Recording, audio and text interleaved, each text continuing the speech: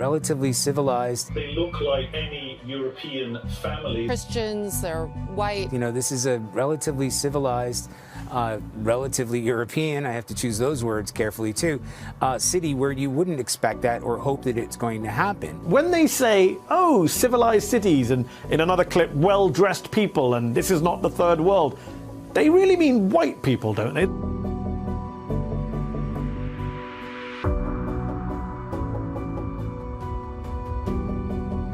Now with the Russians marching in, it's changed the calculus entirely. Tens of thousands of people have tried to flee the city. There will be many more. People are hiding out in bomb shelters. But this isn't a place, with all due respect, you know, like Iraq or Afghanistan, that has seen conflict raging for decades. You know, this is a relatively civilized, relatively European, I have to choose those words carefully too, city where you wouldn't expect that or hope that it's going to happen.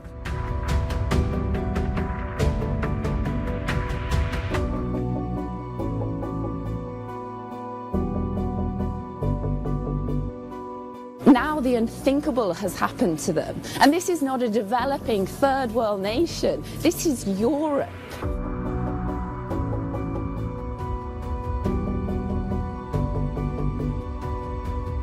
As you're talking to us, Matthew, we're playing in the latest pictures of some of the refugees trying to get on trains or trying to get out of Ukraine. And what's compelling is just looking at them, the way they're dressed. These are prosperous, I'm loath to use the expression, these are prosperous middle-class people. These are not obviously refugees trying to get away from areas in the Middle East that are still in a big state of war. These are not people trying to get away from areas in North Africa. They look like any European family that you would live next door to.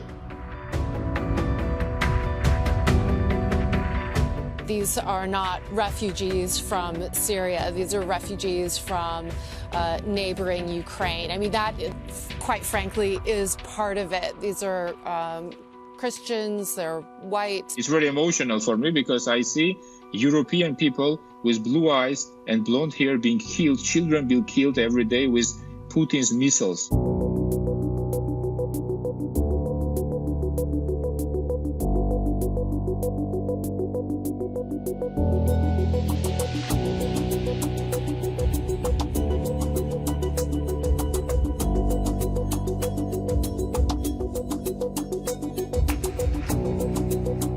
Some of the media coverage of the conflict in Ukraine has been kind of off.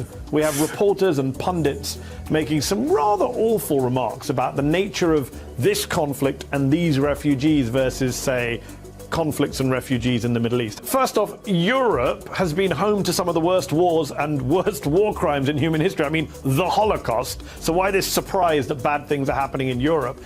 And second, when they say, oh, civilized cities, and in another clip, well-dressed people, and this is not the third world, they really mean white people, don't they? The reason they seem to want us to care more about Ukraine, and we should care about Ukraine, but not because they're white Europeans. That shouldn't be the reason we care about Ukraine. Yeah, no, that's what's so disturbing in all of this. And in fact, not only that, it's trying to make an excuse why the West should get involved and embrace these refugees and help them. Listen, let's be clear. You should encourage and actually help refugees because they are fleeing a war. I don't know if you saw this. There was a op-ed today in the Telegraph. I think we have it. We'll put it up for our viewers to see. This was an op-ed in which the writer, Daniel Hannon, said that these people, the Ukrainians, they're like us. They watch Netflix. They have Instagram accounts. They read uncensored newspaper, and then goes on to say that war is no longer something visited upon impoverished and remote population.